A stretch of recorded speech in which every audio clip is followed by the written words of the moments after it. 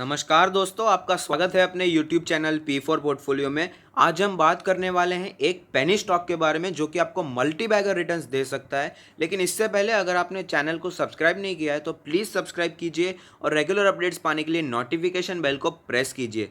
तो इस वीडियो को आगे बढ़ाने से पहले मैं आपको बताना चाहता हूं कि पेनी स्टॉक में इन्वेस्टमेंट करना काफ़ी रिस्की होता है। इसलिए नॉर्मली मैं आपको एडवाइस करता हूं कि सिर्फ और सिर्फ ब्लू चिप स्टॉक और मार्केट लीडर स्टॉक में ही इन्वेस्ट करना चाहिए। लेकिन कुछ लोगों को ऐसा लगता है कि मल्टी बैगर रिटर्न सिर्फ और सिर्फ पेनी स्टॉक में बनते हैं, तो ये एक ऐसा पेनी स्टॉक है जिसमें शायद हमें मल्टी बैगर रिटर्न्स देखने को मिल सकते हैं। तो चलिए बात करते हैं इसी स्टॉक के बारे में।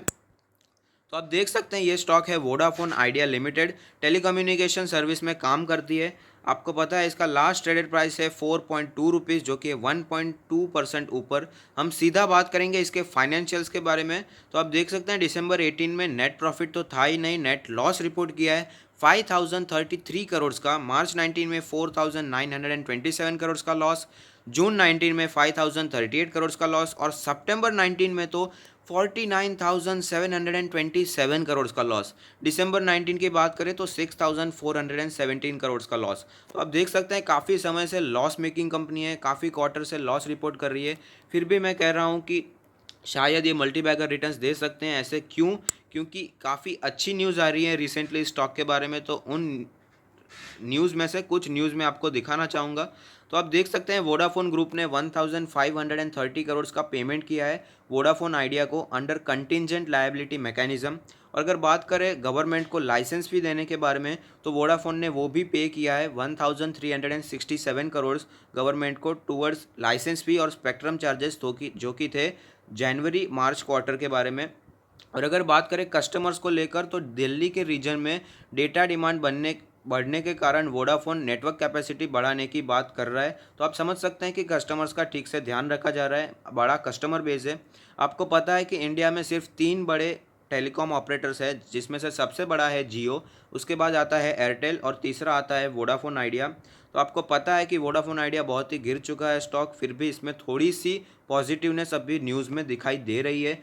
ऐसा लग रहा है कि आइडिया अपना बिजनेस कंटिन्यू करना चाहता है, इसलिए वो अपने सारे एजीआर्स भर रहा है, अपने नेटवर्क सपोर्ट को बढ़ा रहा है, नेटवर्क कैपेसिटी को बढ़ा रहा है। इसलिए मैं कहता हूँ कि ऐसा स्टॉक है जिसे हमें अपने वॉच लिस्ट में रखना चाहिए, जो शायद आगे जाकर एक मल्टी बैगर बन सकता है। क्योंकि आइडिया जैसी कंपनी, वोडाफोन आइडिया जैसी कंपनी अपना बिजनेस रैप अप करके जाएगी ऐसा मुझे नहीं लगता है। वोडाफोन आइडिया इतने बड़े देश में, इतने बड़े कस्टमर बेस में अपना बिजनेस कंटिन्यू करने की पूरी पूरी कोशिश करेगी और ऐसे चांसेस है कि वो अपने कोशिश में सफल हो जाए, तो हमें भी उसमें फ़ायदा उठाना चाहिए। तो चलिए बात करते हैं इसके चार्ट के पर।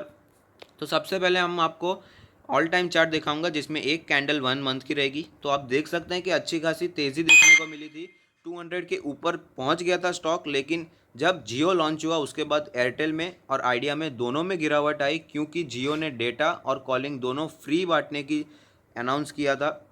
इसकी वजह से दोनों में गिरावट बहुत आई थी। लेकिन एयरटेल ने समहाउ सफिशिएंट फंड्स रेस कर लिए हैं, लेकिन आइडिया थोड़ा पीछे रह चुका है। इसकी वजह से आइडिया का शेयर अभी भी काफ़ी नीचे ट्रेड कर रहा है।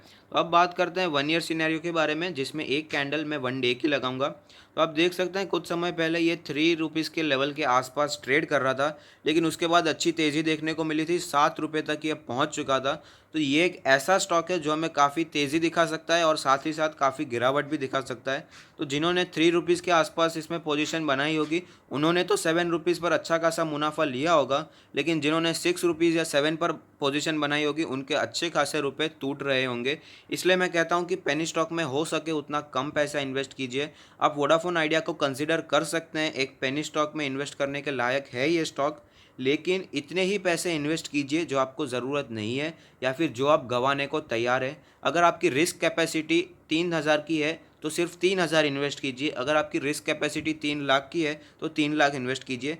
मैं कहता हूं कि हो सके उतना ब्लू चिप स्टॉक्स में हमें इन्वेस्ट करना चाहिए, लेकिन पेनी स्टॉक में अगर आपको अपनी किस्मत आजमानी है तो आजमा सकते हैं।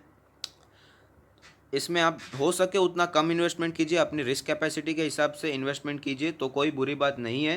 लेकिन पर्सनली मैं आपको एडवाइस दूंगा कि हो सके उतना पेनी स्टॉक से दूर रहना चाहिए। और अगर आपने किस्मत आजमाना चाहते हैं तो प्लीज़ रिस्क कैपेसिटी के हिसाब से थोड़े से ही अमाउंट को इन्वेस्ट कीजिए।